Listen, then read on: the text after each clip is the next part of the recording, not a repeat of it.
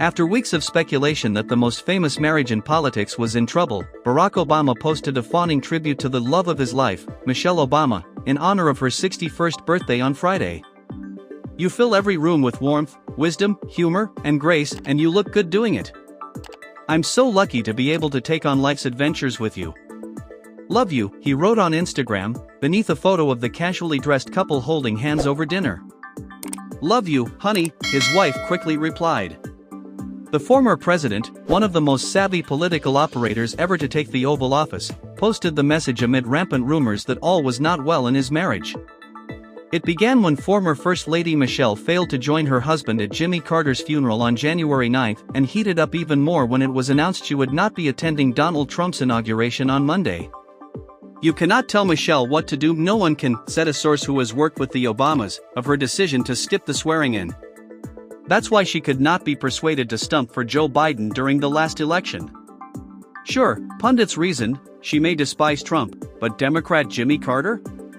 CNN reported that Michelle missed Carter's funeral, which all four other living first ladies attended with their husbands, because she was in Hawaii on an extended vacation. But that didn't quiet social media, with one commenter posting, "An Obama divorce would not be on my 2025 predictions, but it might happen." A high society insider added that the topic is getting a lot of DC peeps talking. "The noise is getting louder. I'm told she was furious at seeing her husband yucking it up with Trump at the Carter funeral."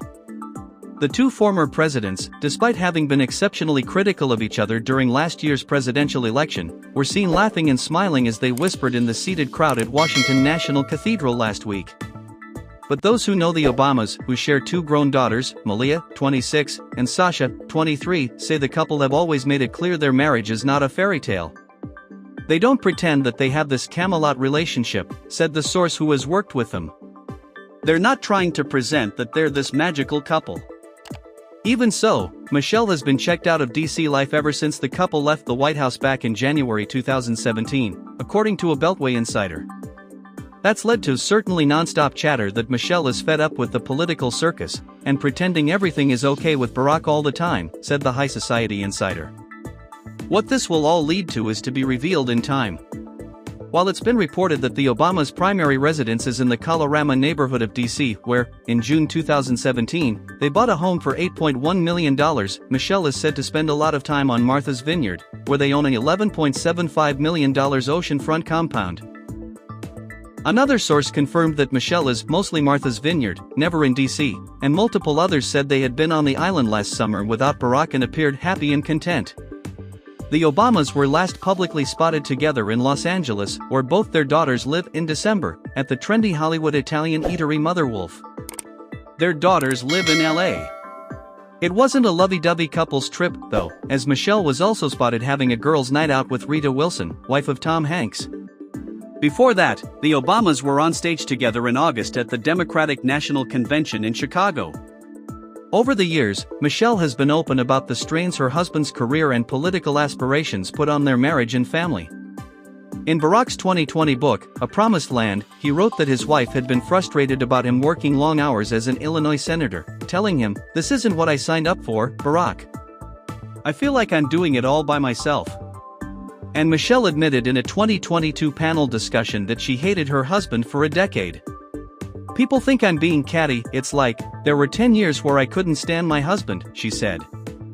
Barack later told CBS of her comments, "Let me just say this, it sure helps to be out of the White House and to have a little more time with her." Michelle has admitted that they are very different. "Barack wants to talk rationally and I'm like rational," she once told Oprah Winfrey in a podcast chat, conceding she is more hot-headed than her husband. "Don't come to me with sense, I'm angry," she said of her about him. "Don't come to me with your 3 bullet points, you better get out of here and let me cool down." The couple have also had to contend with rumors that Barack has been unfaithful. Last October, actress Jennifer Aniston publicly dismissed as absolutely untrue claims that she was in a relationship with the former president. "I've met him once. I know Michelle more than him," she said. In a 2017 biography of Obama by the Pulitzer Prize-winning writer David Garrow, Sheila Miyoshi Yeager, an ex-girlfriend who Barack came close to marrying before he met Michelle, revealed they'd kept up an intimate, if occasional, relationship between 1991 and 1992, when he had been with Michelle for a couple of years. "I always felt bad about it," Yeager told Garrow. Michelle, meanwhile, has absolutely denied that she will ever run for president, despite widespread popularity. All of which is why, a source who knows Michelle said, no one should be surprised she isn't attending Trump's inauguration with her husband. She's always been very deliberate about where and how she shows up. She showed up reluctantly for the election. They were united, but she doesn't have to unify around Trump, the Michelle source said. Her absence speaks volumes. Barack will be respectful of her views, just as she is of his, echoed the source who worked with the Obamas. As for whether or not the carefully timed Instagram post hushes buzz, the high society source said, "It's certainly been an interesting dinner conversation."